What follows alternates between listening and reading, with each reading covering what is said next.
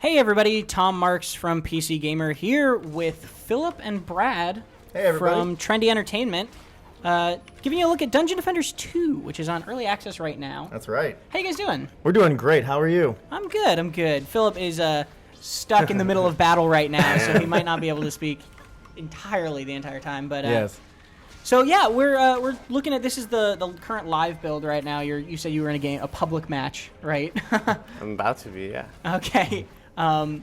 So I was telling you earlier, I played a lot of Dungeon Defenders 1. Right. You were telling me quite the story about how you used to play Dungeon Defenders 1, actually. Yeah, I had figured out a little config trick where we made the resolution of the game doubles wide for 2 monitors and then did split screen, and it was really janky, but it worked, and played multiplayer split screen on 2 different screens. That's awesome.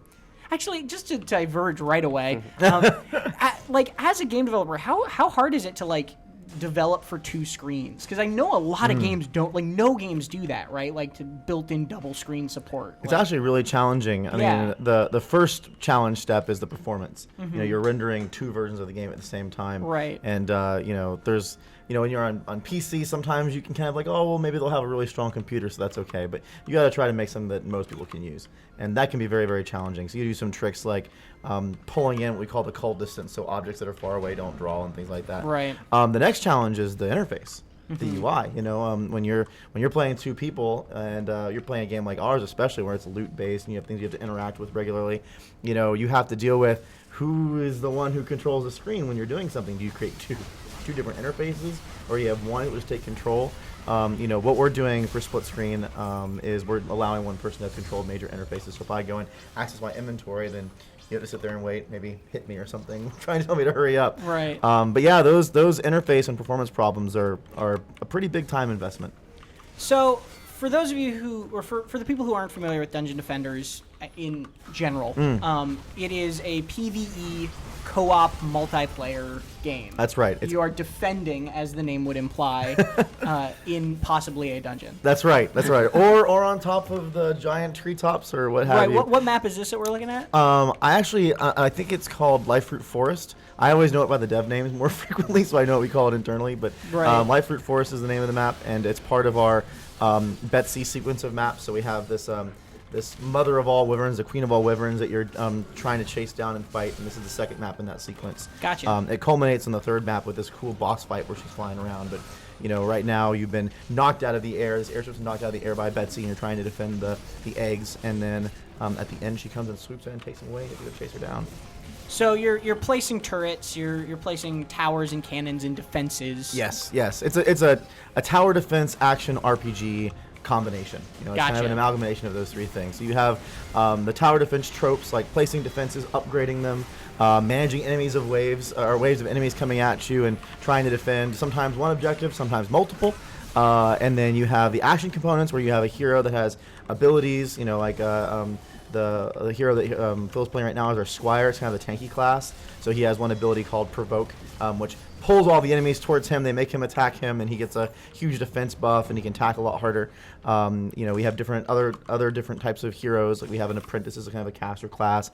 We have a Huntress, which is a ranged attack class. So there's kind of action components for each of those different pieces. And then it has RPG mechanics like loot and leveling and pets and things that you can equip to your character to modify not just their stats, but sometimes actually how the characters play them, down to their towers and their abilities specifically. So a lot of different components to play with. And it's currently in early access, but how long have you guys been in early access? We've been in early access for a while, actually. Well, it's kind of an interesting story. We've been in early access since December. So that was when we went live on Steam in early access, and that was a lot of fun for us because it really opened the gates wider. But we've been developing this game with the community from almost the very beginning.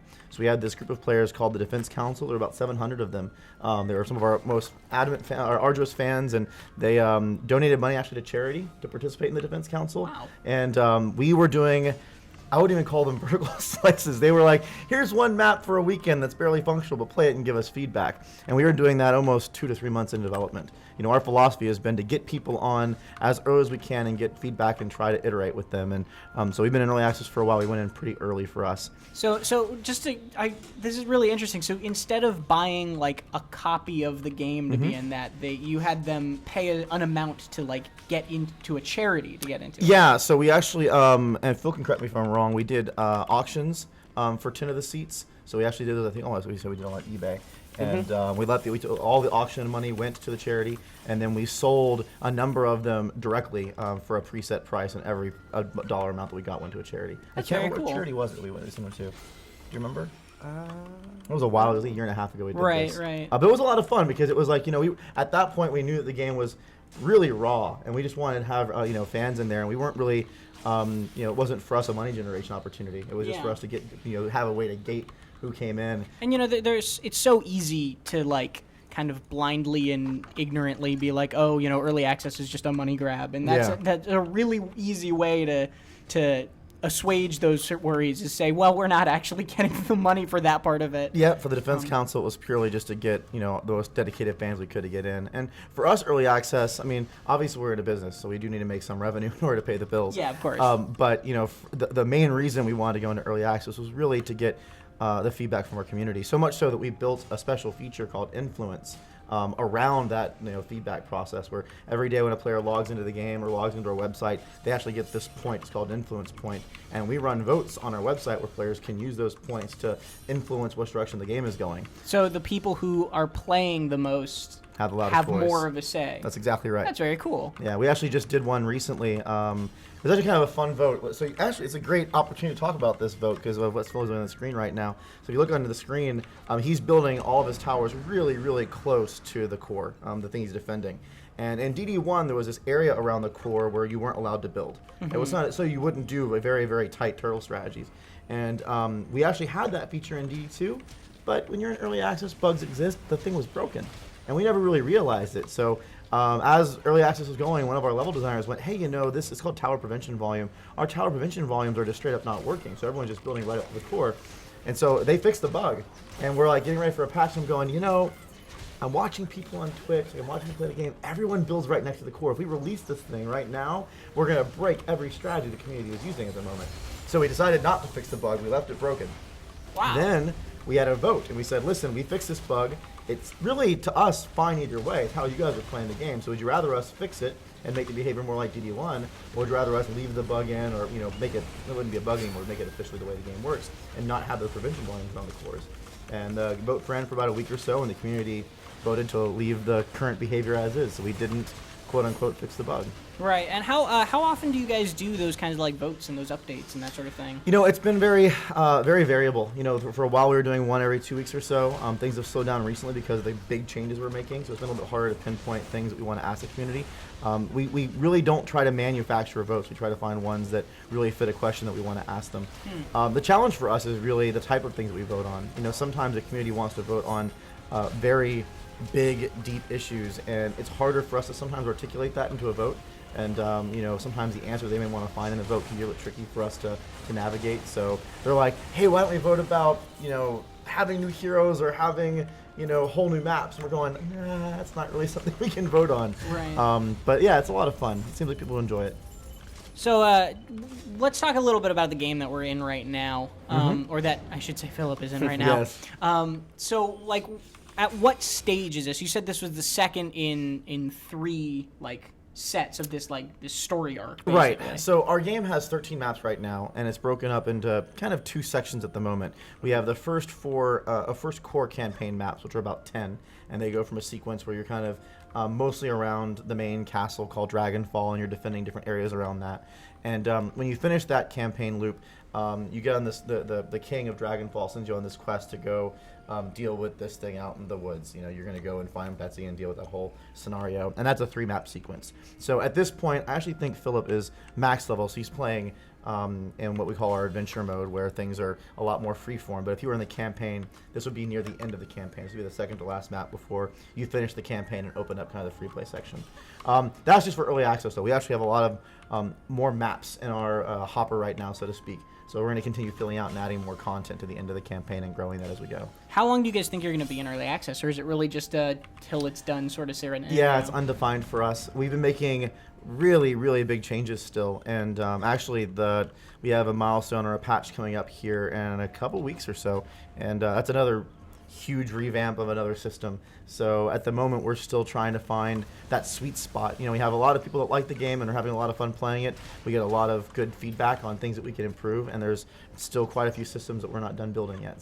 So then I guess the question becomes like, how do you define, like, as a developer, like personally, how do you differentiate between a game that is just being supported and early access? You know, like at least in your own experience. Yeah, I mean, it's a really good question, because when you're making our game is eventually going to be a free-to-play title. Right. When you're making a free-to-play game, that is a game as a service, so it's always evolving. But we don't. I think a lot of it is just our own internal litmus test on how satisfied we are with the experience we've created. So we were talking before about the campaign sequence. There's a boss at the end of the current campaign experience that we haven't built yet. We want to have him in there before we kind of call it version 1. Right. We had some major changes to a few features that are still maturing. We just added our pets feature in about 3 or 4 months ago with evolution and whatnot, and that was a big change. That's the little guy on the top left corner shoulder. Yeah. And we're still messing with our progression mechanics. We have a lot of revamps to matchmaking we just got done doing. If you were to play the game, gosh, even like 5 months ago, our matchmaking system was honestly pretty poor. It was very confusing and people didn't like it, and we're going, this is not the way we want it to be. So, that's still kind of the main crux of why we still feel like we're in early access. When those things settle down and we feel like we have a really good core experience that's not really evolving so much, that's a good point for us to start moving to the next step. So it sounds like it's much less of like hard, like restrict or definitions, and much more just like when you guys feel like you are at the point where you like are comfortable calling at one point. And the community too. It's interesting. We just went from, you'll notice on the bottom right-hand corner of the screen it says alpha. And just recently we went from what we called pre-alpha to alpha. And a lot of that had to do with us starting to feel like we had a certain volume of features in that we were proud of. But the community started reacting very interestingly. They're like, oh my gosh, they're going into alpha. They're not going to change anything anymore. And we still have all these things that we're concerned about. We're going, no, we're still in early access, everybody. We still have quite a few major changes we're going to do. Wait till we do this new thing coming up in the next couple weeks. Actually, 2 really big new features coming up in the next couple weeks. And so it's that kind of reaction where I think if we were to go out of early access right now, our community doesn't think we're really right there yet. Right. And we all want to feel comfortable before we make those changes. Gotcha. Ooh, So- Phil got a special enemy spawning in. Oh, Quibbly. Yeah, you'll see the health bar at the top. It's like a... Oh, gotcha. It's like a little mini boss sort of thing? little mini bosses that spawn the waves, and they have different aspects to them that can be sometimes very challenging to play, though I think Phil is probably a little bit overpowered for this. Is that this terrifying guy, like, Yeah. trundling along right there? Yeah, Phil's definitely over-leveled for this content, so he's going to just Okay. massacre this guy. He's huge. He's firing like 4 bombs at once. Oh, and there he goes. You can see like the loot pinata effect. Right. So he has different tiers of loot coming out. Those are, looks like he has 2 mythics and a couple. Yeah, well, he's just grabbing them. He's not even looking. He's in the middle of the throws. Just to clarify, those are like account-based, right? Those aren't like for this match. Yes, that's correct. Yeah. They're account based. So once you grab loot, you can equip it in the match. You can go back to your forge and sort through all of your inventory and figure out what you want. Right.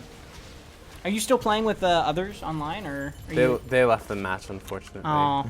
But Well- if Pat wants to join me and jumps into Life Root Force, I'll be playing with him. Well, we're Said he's playing with other people online. Yeah. He's having his own fun. over there on his own. Yeah. Yep, on Free Play Hard. Yeah, I love you'll see as he's playing right now, all the napalm balloons going off. Right. So those are a trap you put down and then shoot later, or they fall? Or the enemies walk into them. Gotcha. Yeah, so this is the Huntress it's kind of a trap character. So she builds like explosive traps and these little napalm balloons that land on the ground and pour lava everywhere. And you can let the enemies walk into them, or you can do what he's doing right now, where you shoot them and they spout fiery death everywhere. And she's a lot of fun because a lot of her defenses, they don't really have attrition to them in the sense that as enemies are attacking them, they're going to take damage. They have attrition in how many times the enemies trigger them. So you just go up and refill them when you need to, or upgrade them. Gotcha. The fun thing, though, is that we added, and I don't think Phil's character has this, but recently we started adding, to the point of adding a whole bunch of new stuff into the game, we started adding what we call builds, which are very specific pieces of gear or things in our talent tree that dramatically modify the player's playstyle. And one of the builds we put in for the Huntress pardon me, it actually changes that napalm balloon so that when it drops, it launches this giant flaming phoenix that goes up in the air. So you'll see the lava come down. This like if you had the thing right now, do you have it, Phil, by chance? I have it on the weapon, but my crit hit chance isn't very high, so I can see if I can get that up some. Yeah, whenever it crits, you see this massive flaming phoenix rise up from each of the napalm balloons, and it's really, really cool looking. And so this is the like character select create like modification screen. Yeah, so he's going through all of his inventory bags and kind of scanning for different kinds of loot. He has a lot of loot. He probably needs to sell most of it. He's hoarding it all. Yeah. Dungeon Defenders hoarders. That's right. Maybe the new series. It's funny. So sometimes we when we're doing customer service actions or just kind of researching bugs, we'll download people's profiles, and people are very particular about how they organize their loot. You'll have someone like, they'll have a bag that has like one row of bows and then one row of swords, and everything is like very neatly, and they'll be in ascending order from like rarity and level, and you'll have a guy who has bags of pet food, and they're all, it's just very, well, otherwise specific. It's just chaos, right? Right. You can't Well, have that. Phil's bag is a little chaotic. So talk to me a little bit about like, you guys did Dungeon Defenders 1, and then you did, I'm going to get the name wrong, but it was like an enhanced edition, correct? Or Right, so we did Dungeon Defenders 1, and then we did Dungeon Defenders Eternity. Right. And Dungeon Defenders Eternity was kind of a Dungeon Defenders Plus. Right, Our exactly. goal there was, a couple of different things. Primarily, we had a lot of people that were talking about how in the first game, and actually a big change we made for DD2, the game wasn't really trusted. So people were hacking the game a lot. There wasn't a lot of faith when someone had an item or anything that it was actually legitimately earned. And so with Eternity, we moved the game to our backend platform so that everything was controlled by the backend. So players couldn't hack. Everything was on our own safe servers, and it was all trusted. So that was one of the big things that we were trying to do. And it seemed some people really liked that a lot because they wanted that experience. Some people stayed on DD1. We actually just recently had a patch come out for Dungeon Defenders 1.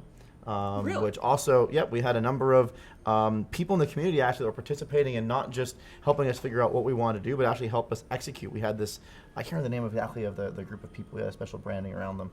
Phil probably remembers, but basically community members that were coming together and actually helping us build this patch. They were people that were programmers or designers or artists that were out in the community and were like, listen, DD1's an old game, but we can still work with it on this if you guys want to put the time into it. And so they helped make some big quality of life changes. They updated the mana system so that you now have larger mana. Oh, Phil fell off the cliff. I keep falling in the same place. So close. And it was really fun to watch that happen. So that just actually went out recently, and it's still it's a very small group of players that are still playing DD1. It's an older game, but they're very, very dedicated. Well, there are still people playing EverQuest. Right. You know, they may never stop playing Dungeon Defenders 1. Yep, and they're still going. We set up a special beta branch for them that they can develop in. Wow. And they're making changes right now, and we have this process where after the community has built enough changes, we'll take it to our own internal QA team and look at it. Once they feel like it's good, then we'll potentially release those for the retail product. So it gives the community a path to actually participate in patching the live game. There you go. Oh, there you go, yeah. They just saw the burning phoenix fly up in the air. Oh, yeah. But there it goes. See it. So then, going from Dungeon Defenders 1 and Dungeon Defenders Eternity to this, what did you want out of a sequel? Like, what is your goal for the differences, right? That's a really complex question because there were so many different things that we wanted to do. Right. First and foremost, we wanted to create the next iteration of the Dungeon Defenders franchise. That was really important to us. And a lot of that came down to first kind of figuring out what were the pain points of the first game. What were things that people were like, oh man, I really wish this had been better. And one piece of that was that, DD1, the action part of the gameplay was pretty clunky. Like when we call it the lawnmower effect when you were playing with the melee characters. You basically just stand still and go like this the whole time and just swing and you wouldn't have any motion to it or anything. It had no weight or connection. A lot of the abilities and the animations from the characters were a lot. It was a smaller team. The studio was only 10 or 12 people back then. We're much larger now. And so we wanted to take a lot of the action gameplay and really bring it back and see what we could do with it. So we added kind of a root motion system, so when you swing, your character moves and has weight to it, and that feels a lot better. The character's movement in the space feels a lot better. Their animations, their jumping feel a lot cleaner and tighter. And that was a big initiative when we first started out. So instead of like just quality of life almost improvements like Eternity, you really wanted to like change systems. Yes. And then we went and took a whole different approach to the loot system. The loot system's been revamped actually a couple times, trying to create something that's a little more able to last a lot longer with the thing like builds. You spend a lot of time trying to collect the different builds. Versus in DD1, at the end of the day, it really became. Oh, that was a close call. Yeah, I know. Keep remembering. Scoot. DD1 at the end of the day just became the stats just kept on going up and up, and that's fun for a while. But eventually, you want to add a little more depth. You pick up a lot of loot. Just I feel like you've picked up like a dozen bows by now. Well, what's funny is, so we run events in DD2, special events that we run with our community. We've done things like double legendary weekends where all the legendary drops for percentages are increased by 2x, or we've done events where special pets only drop for that event. Right now, during this week, what we're playing on right now is this special, what we call it, the Loot Cave event. Loot Cave, too. Yeah. Yes. I don't know what we're giving an homage to with that state. Yeah, but, of course not. Yeah, nothing. No, there's no reference there. But yeah, this is PC Gamer. We don't speak the name of that game around here, okay? Okay. Even though I think half our staff plays it, but we won't talk about that. Yeah, I don't know what game you're talking about. No, of course not. Yeah. So we're running the Loot Cave event right now, so all of the loot and drop chances in the maps are like substantially higher than they usually are. Which is why I'm seeing like a dozen. Dropping like candy. Gotcha. That's right. No, there's a lot of loot, and it'll be fun to see. I actually we've been on the road, doing press out here in the city, but it'll be really fun to see what everyone's reactions have been to the loot event because it just started up a couple days ago. Oh, gotcha. Yeah. So that's and is that one of the things that you guys do like voting on? Is like events, or is that? No, but that's a really good idea. Did I just give you a great idea? Can I get a special thanks in the credits of the game now? Yes, well, at least in the vote. That's actually a really good idea. I like that. We have a couple of different types of events that we're doing, and some of them have been successful, some of them haven't, because we're just trying to figure it out as part of being in early access, figuring out what people like. For example, we did a pet event that the pet was really cool, but we think we set the drop chance a little bit too low. So some players played for a long period of time and felt a little bit of frustration that they couldn't find what they were looking for. The loot events have been very, very fantastic.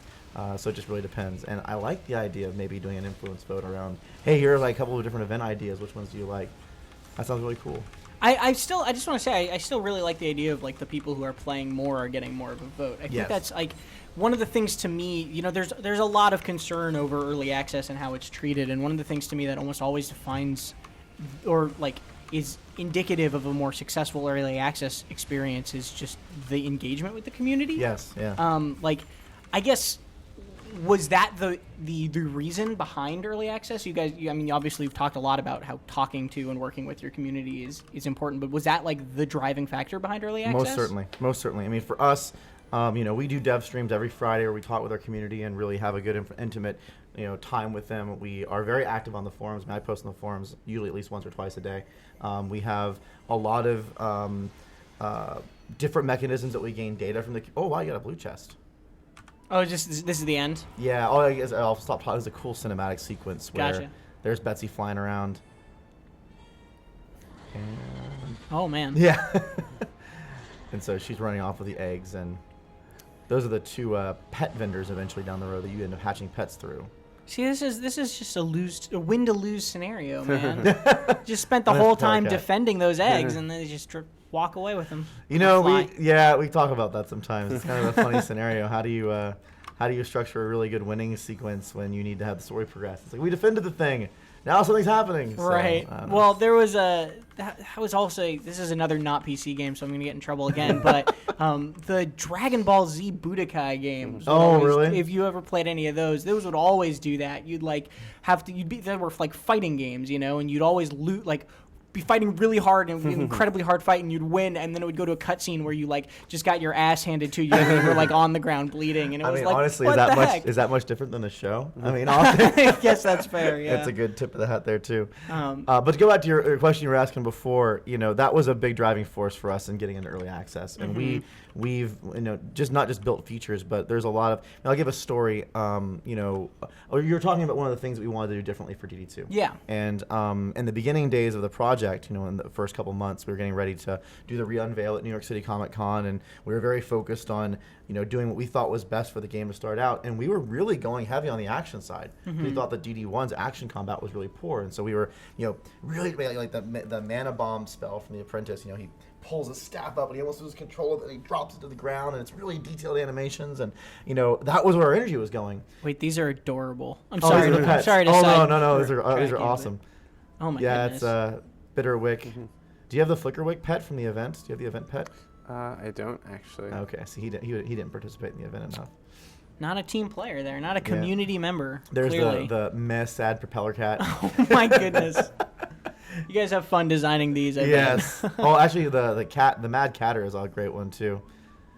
You've lost on the Mad Cat. Oh, he's doing his thing now. So as we were getting close to that conference, or actually right afterwards, we had the Defense Council in, and the Defense Council was playing the game, and they were like, we really like what you're doing with all the action combat. We like the melee changes, like the range changes, like all the abilities, but we still want a tower defense game. Like that's kind of what we're looking for, and it feels like you've gone so far on the action side that the tower defense side is really being neglected. And we're sitting there going, yeah, I think you're probably right. Like that's where our mind has been for the last 3 or 4 months. That was a lot of developer focus going on that side, and so we ended up taking this big step back and like we rebalanced the entire game. We've rebalanced the game a lot of times, but back then it was a huge deal because it was a big direction shift. We went and took all the towers, made them like twice their size because they were much smaller than they are now, and we're actually evaluating even increasing them again. And correct me if I'm wrong, just because I haven't played Dungeon Defenders 1 in a while, but these are already smaller than they were in the first game, right? A little bit. With the big difference is our camera perspective is much different now. Okay. So like the characters are taller than they were in DD1, and your camera's a little bit higher up the shoulder. Mm-hmm. So everything looks a little bit more compressed down. The FOV is a little bit different. Gotcha. But yeah, they were really tiny for a while, and we're just like we're going the wrong direction with this.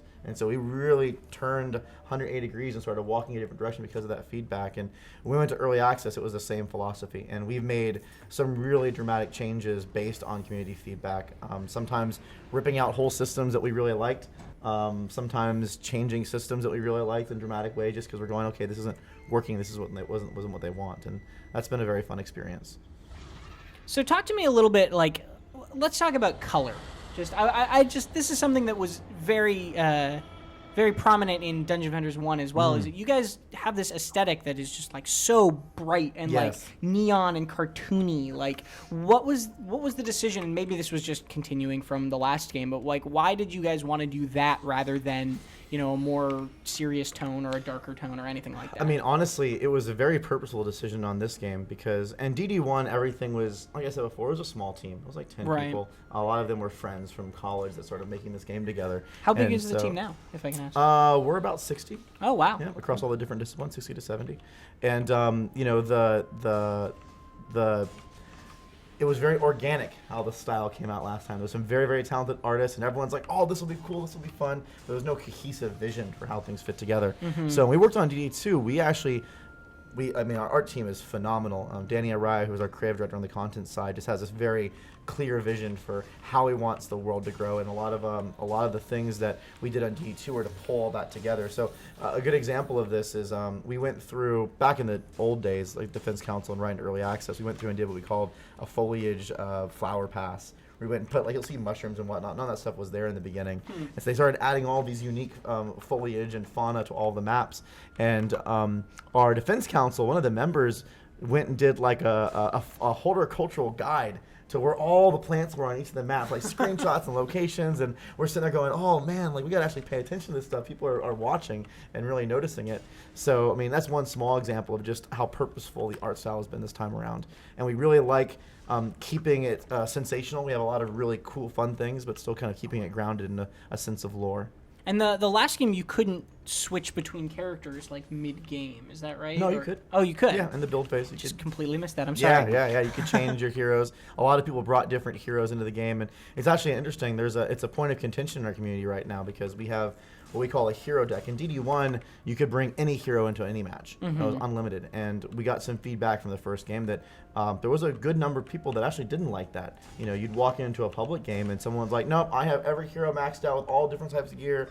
You just sit back. There's no way that you're important right now. I have everything set up. And it was a negative. So we looked at that problem set and we're like, okay, how can we make this more interesting? So we created what we call a hero deck, which only allows you to bring a certain number of heroes to each match. In the beginning it was 3, right now it's 4. So you can only swap between 4 heroes when you're in the actual match. So what are, real quick, what are those dragon things that you put down, those dragon turrets? These ones? Yeah. So they're anti-air units only. Oh, gotcha. Okay. Yeah, he put those down with the monk. Yeah. They're called Skyguard towers. They shoot the wyverns and whatnot. They're just very ornate. They caught my eye. That's all. Yeah. So you can only bring 4 heroes into a match. But Right how now. How many do you have? You can make as many as you want. Gotcha. We have 4 different classes at the moment, or 4 different hero types at the moment, and you can create as many as you want. But that hero deck concept, we think, and we get a lot of feedback that it's positive, that people actually do enjoy the hero deck, but then we also get a lot of feedback that it's negative, where people feel like it's a little bit constrained. And so it's funny, just 2 days ago, I put out a really long post and a pretty well-trafficked post or topic on the forum discussing the hero deck, and the different camps kind of talking back and forth to each other and trying to figure out how we evolve that. And that's honestly, it's sometimes it's tough because people get frustrated, and we want them to have a really good time and play a really good game. And you have people on the forums that are extremely vocal, and you have people that don't post on the forums that still have an opinion, and we can get that through other sources of information like metrics or interviewing or surveys or whatnot. But trying to figure out how we evolve these systems and change them is one of the big funs of being in early access. And right now we have internal threads going about, okay, how could we change the hero deck to kind of make both camps happy and still facilitate what we were trying to accomplish in the first place. Gotcha. So it just occurred to me also that the last level, we're talking a little bit about whether or not it was intentional that map looked like a heart, right? Yeah, and this one kind of does too. Well, I was just going to say it was called Life Fruit Forest, which makes me think it has to have been, right? I'm starting the fan theory right now. Yeah, part of me wants to go. I know the level designer that made that map. I'm kind of curious to ask him when I get back. Yeah. So you're trying to defend there are the 3 eggs now that you're defending within 3 different basically lanes, right? Yes. And Betsy is trying to either push you away or destroy them. Mm-hmm. So the way this map works, there's 4 waves of normal dungeon defenders defending combat, and Betsy will curse parts of the ground, and when they're cursed, that's when you'll see actually towers take damage in the cursed area, so it kind of makes you move things around in the map a little bit. Mm-hmm. And then in the last phase, you actually have to fight Betsy herself. Gotcha. So she'll come down that perch, and you have to build towers up there and deal with her, and she'll try to destroy the eggs in loops, and if you don't kill her before she destroys the eggs, then you fail. And there's also enemies coming out putting pressure at the same time. It was our first boss encounter experiment, and it was a lot of fun. So how, this is maybe kind of a weird question, but how... I like weird questions. How okay are you with players failing, if that makes sense? Because that is, I imagine that's a very hard balance task to make it, hard enough that players are feeling challenged, but not too hard that they feel like they can't win. So how okay are you guys with, making the levels difficult enough that, they have to do it a couple times? It is a very, very tricky balancing act. You know, a good example of this, so... just recently, we had so Nightmare is kind of our end game. That's similar like the Torment levels in Diablo 3. And when you get to Nightmare, that's where you're supposed to be a max level character. You should have a good amount of loot. You should understand the game mechanics and really be able to have fun there. And the first time we released our latest versions of Nightmare, they were a little bit too easy. So players were blowing through them a lot faster than we wanted to. And so we ended up having to do a gear wipe of just the loot that had come from Nightmare and kind of reset it. And our level designer's mandate was, listen, make sure that they can't just blow through it this time. We don't want it to be impossible, but make them have a challenge. And we actually pulled in people from the community that weren't, that were big fans and had them play before it went out. And we're like, okay, this is hard, but people are getting through it. Then we released it, and the community just went bananas. They're like, this is the most hardest thing we've ever seen. It's impossible. No one could play it. What were you thinking? And we're just going, oh man. Because our goal, and we'd even tried to do a little bit of extra due diligence, was to make it difficult but not brutally so. Right. And just, nope, way overstepped that. And we're like, okay. And we ended up doing a patch within about, I want to say we patched it within a week. We pulled the difficulty back by about 15%, and now I think it's kind of in a better, sweeter spot. But even at the end game, where you're you want to show them a challenge, you may get a small subset of players that go, yeah, this is good, this is where we want it. But then the other subset of players that are in that part, they just, it's hard. Well, it's a huge challenge in general of just balancing for everyone's skill level, right? Yeah, and different player combinations. We have solo play, 4-player co-op. There's different knobs and levers you have to pull in order to get that to work well. That's also really challenging. I'm reminded of another early access game right now, Darkest Dungeon, another dungeon early access game, where there were people in that community who were min-maxing, completely blowing through everything, saying it's not hard enough, and then there were other people saying this is way too difficult. Yep. And it's like you said, it must be a balancing act. It is, and what's interesting about that is that so for example, we just did a big revamp of our campaign about 4 months ago. 4 months ago, there was a huge monster patch that we've been working on for months. And when we did that, we were bringing in focus testers. So we had for weeks, every day, fresh new players of different types of skills. We had people that didn't play games that were coming in and playing. We had people that were veteran gamers that knew Dungeon Defenders. We had people that were veteran gamers that didn't play tower defense. And having them play through the beginning parts of our content with different characters to see how they progressed. And we had a lot of input points. We were like, okay, we'll make it this a little bit harder, we'll make this a little bit easier, and see kind of where everyone falls in that line. And it's really difficult because it was funny. We would make easy easier, and we'd make normal a little more challenging. But even people that probably should have been easy would play on normal.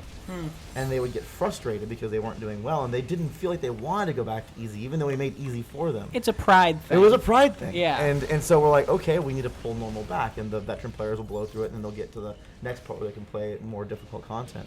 And even now, we're actually going through a pass where we're trying to amp up not necessarily the difficulty, but the tension that happens in those early maps. Right. Even if it's relatively easy, it feels a little more tense because in the campaign, even on normal, it's pulled back enough to let a certain subset of players get through, and it doesn't always feel as engaging.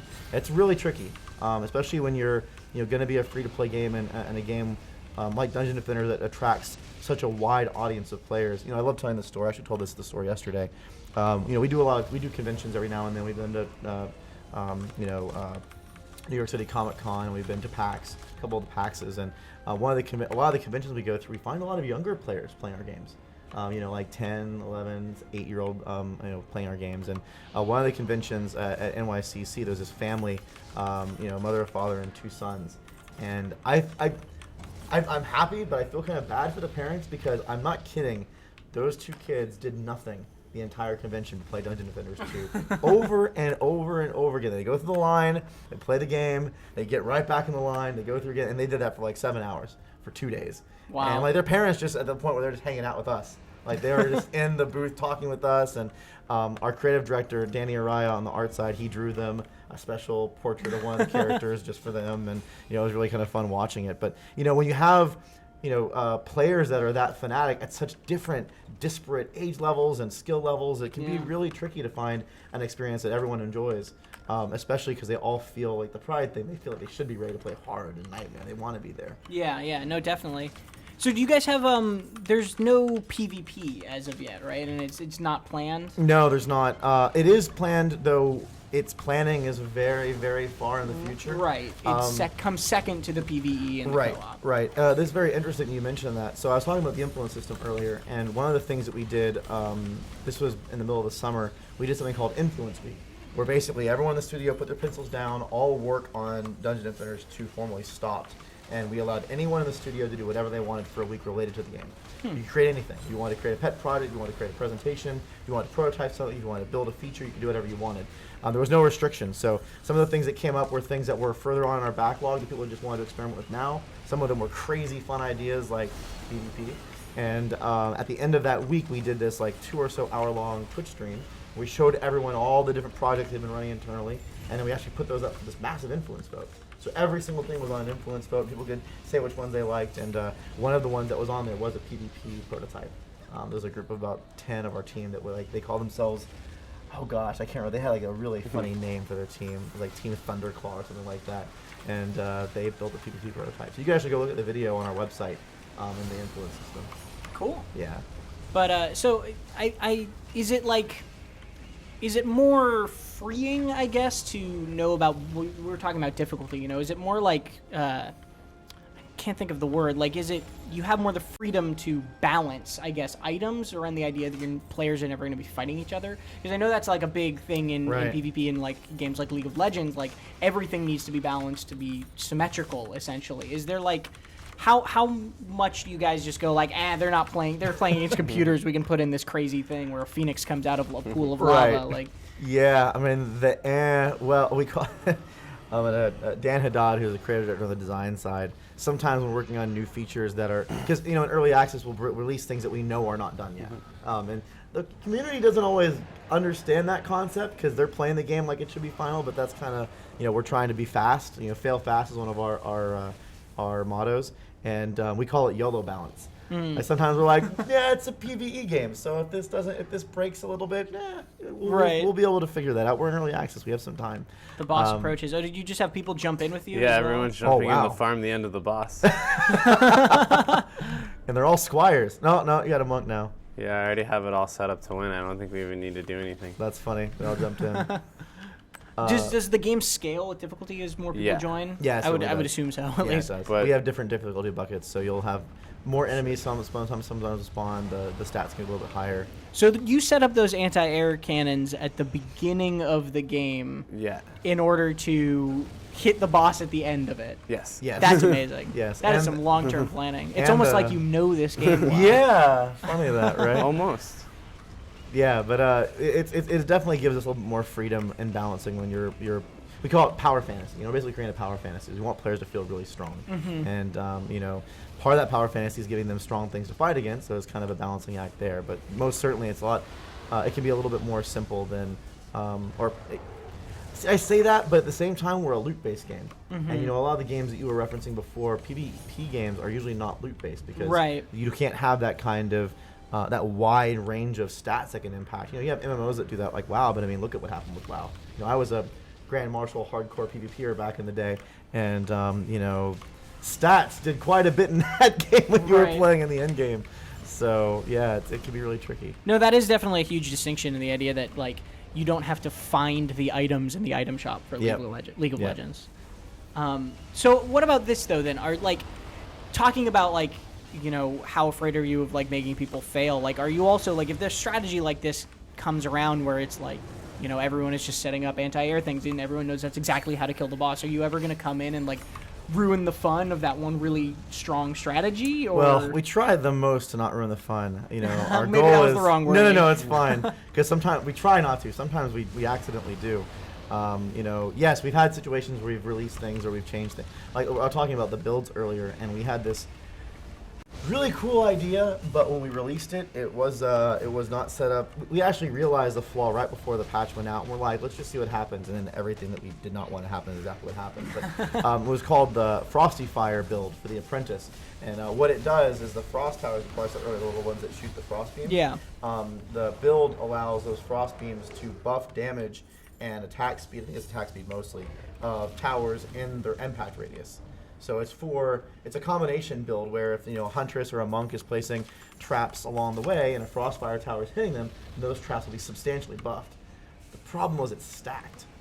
So you could build 3 or 4 of the frost towers and it would multiplicably stack on top of each other. And so people had when the patch went out, people were posting videos of what was it 30k DPS and just ridiculous. They were killing mini bosses that had 2 million health in 3 seconds. Just insane numbers. And we're going, okay, yeah, that wasn't exactly what we wanted to do. And we patched that relatively quick. And that was an example of us trying to make it fun. And we're early access. We had to pull that back. And down goes the dragon. That's right. And he got a legendary too. Got the Betsy staff. Oh, is that the Betsy staff? Yep. Cool. Betsy the dragon. Yes. That's not a very epic dragon name. You Was this a sore subject? I'm sorry. No, it's a subject of humor. We create these names for our bosses in prototype phase, and for some reason they stick. And I don't know if it's more for our entertainment than the community's. We have a boss. This has been announced. People have seen or heard about him before. We have a boss working on right now who's a very epic boss, and his name is Carl. And one of the concept artists called him Carl back 2+ years ago or something like that, when he was just in a really early rough. We hadn't even started. We weren't building bosses yet. Someone was just messing around. It's oh, this is Carl. I'm why is it Carl? That doesn't sound all right. So we've been calling him Carl now for honestly over 2 years, and it would not surprise me. And we're sitting there trying to get this patch out, and we're hey Phil, I know we want to make maybe a more sizzle name, but can we just call him Carl? Carl's kind of what we call him. So yeah, this is Betsy. they're the it's more of a low key kind of evil squad, right? Yeah. They don't need big evil names. Personality. Betsy's Wrath. See, that's great. That was the weapon you just got? Yeah. The best. Oh my god. You can see it here. This one's pretty cool because it actually curses the ground. Oh, that's right. That's her the curse stuff. Does. And we can see the giant curse zone whenever he shoots. And what does that do? That's just like damage over time and... It actually weakens the enemies that walk through it. Gotcha. So you can see here, enemies on the curse have their damage reduced 70%. Very cool. Yeah. And it's also just a really cool looking staff. So the map ends in 40 seconds, so there's this period after you kill Betsy where you can just kind of like run around and pick stuff up and that sort of thing. Yep. And you can skip it if you want. If everyone decides they can move on, they'll just instantly end, but it gives you a chance to kind of scope out the battlefield and find things. And if you don't want to pick up loot, we have a recently implemented auto loot system, so you can just flag a bag as auto loot, and anything that you don't pick up will automatically go into those bags, and you can sell it afterwards. Oh, gotcha. And so now he's walking around our tavern. This is where you can, go to the different shops. This is where you can go through our cosmetic system. Significantly bigger than the first game's tavern. Yes. And actually, funny enough, we're making an even bigger one. Huh. We part of the Influence Week I told you about. One of our level designers and a couple of our 3D artists got together and created this outdoor tavern. And it looks really, really, really cool. And the community went crazy over it. They loved it. So we actually do have that in production right now. So when you talk about those influence votes, how many, roughly how many people would you say, participate in a vote? Like, how many fans? The last one, I don't remember the exact numbers. It was pretty good size. Do you remember what the numbers were for the last one? The last one was 34,000 votes. Wow. Yeah. So you have a pretty big engaged fan base with this. I want to say in the Influence Week, we had somewhere around 300,000 or 400,000 that were cast. Because a couple of them got in the 90s, 80s or 90s. A few of them did. Wow. And it's been pretty exciting because we've actually been, just like in everything else, we're iterating on the influence system. So just a month or so ago, we put the influence system inside our launcher. For a long time, it was just on the website. But now when you launch the game, you get your points in the launcher and you can vote right in the launcher. And that's allowed a lot more attachment to it. So that's been pretty exciting. The war table. Yeah. This is So there's another example of just how much we've evolved the game over time. Before, this is a complete 2D static experience. It was just a map, like a drawn map, and now when you click on things, it zooms around the map, and this matchmaking system is completely different. It's actually a really cool feature set. You can see it kind of moving around. It's a small thing, but one of our lead tech artist, he was really passionate about making this 3D war table for a long time, and he got our lead 3D artist on board wanting to do it, and then, man, that was it. Those guys went to town. They had a lot of fun creating that thing. Well, and it's a lot of the time it's those little details that'll flesh out the game. Yeah. So we've seen 2 levels now. What can you tell us about what's coming up for the game in the near future? Oh man, I don't know. I mean, I could tell you so many things. Whatever you're allowed to tell us. All the things I can tell you. Well, I mean, first and foremost, we've been really heavily iterating on kind of our loot and meta systems, and one of the big leveling up systems. So we haven't really announced the details of it yet, but there's a patch coming out in the next couple of weeks that's going to have a pretty major update on how characters level up and how they grow. And that's going to be really exciting. We're also, did we announce the weapon stuff? Yeah, so another big thing I had to check with Phil because sometimes I don't know all that's announced, even though I know all the stuff being developed. Right. We actually have in DD1, when you got different weapons, they had very different behaviors. You get a staff that shoot 4 projectiles. You get a sword that would swing twice as fast as our sword. And when we first started the product, we didn't have the time yet to focus in on that. So over the last, I guess it's been month or so, we've been focusing on and adding that weapon diversity in. So when a patch is coming up, we're actually going to get different types of projectiles that spawn out of weapons, different formations, and you get the shotgun type projectile weapon, and you'll have swords that swing super fast or super slow and are heavier to add more of that diversity into the item system. And that's something the community's been really asking for a lot.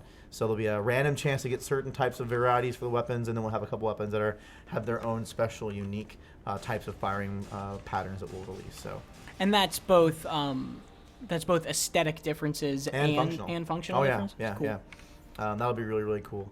And then is this a different costume that you're wearing now? Yeah, so I actually switched both my costumes, wearing the steampunk huntress costume. It's one of my favorites. It's like a little jetpack. He has a little jets on the. You're on the first. So another unique feature that we have. Cosmetics are really fun. Everyone likes dressing up their character, but we also have a leveling system inside of our cosmetics. So after you get, the costume he has right now, if he played with this for a certain amount of time, he would unlock different customization options for this costume. Huh. So you get the costume. This one is a purchase. It's a premium costume. But then as you play with it, you can kind of show off, hey, I've been playing with this costume a long time. I have the... Can you show them the preview on the Forge real quick, actually? Do you have time to do that? I need to go back to the tavern. It's all right. But I can... Do it after this map. Yeah. This is an Onslaught, so I'll do like one round. Yeah. Oh yeah, he's playing Onslaught is kind of like a survival type mode, so it just never stops. Oh, gotcha. It was funny when we first released Onslaught. I'm not exaggerating. There was someone in our community that played this straight for 9.5 hours. Oh my goodness. They got to like, I can't remember what wave it was, like wave 20 something or whatever, and they posted. They had videos. I think they were streaming at the time, as well as screenshots of like which wave they were on, and they had just been going straight, 9.5 hours straight. It was pretty impressive. Oh, so this is the other monk costume as well. Yep. Yeah. Oh yeah, that was the volcano apprentice. Well, unfortunately, I think we're actually about to run out of time. Oh, okay. So we'd not be able to show the Onslaught mode right now, but Dungeon Defenders 2 is available on early access on Steam right now for $15. Is that right? Yeah, it was $15 price. Yep. And will be free to play whenever it happens to come out of early access. That's right. Well, actually, we may go free to play in early access. Oh, okay. Yeah. Well, we'll be free to play at some point in its life. Yes. Eventually, we'll say. Well, thanks so much for joining me, and thanks for showing off the game. Yeah, thank you for having us. It's been a lot of fun. Yeah, so I love your questions, by the way. They're great. I'm glad. Yeah. It's fun having I someone. Your answers. I like someone asking the developer questions. It's a lot of it. I think those are some things that people are really curious about. They don't always get a chance to have those kind of conversations. No, definitely. Well, luckily we had enough time to cover that stuff. Yeah. For everyone watching at home, we will be back with Brad and also Liam from Fat Shark Games, who's making Warhammer End Times Vermintide, and also Evan Lottie, our editor-in-chief, for the regular PC Gamer Show podcast portion at 1 o'clock, which is in about 10 minutes. So we're just going to play some music and mute our mic so we can set up for that, and we're going to get ready, and then we'll be back pretty soon, so don't go anywhere, and we'll be back to talk about this week in PC gaming. Thanks very much, guys.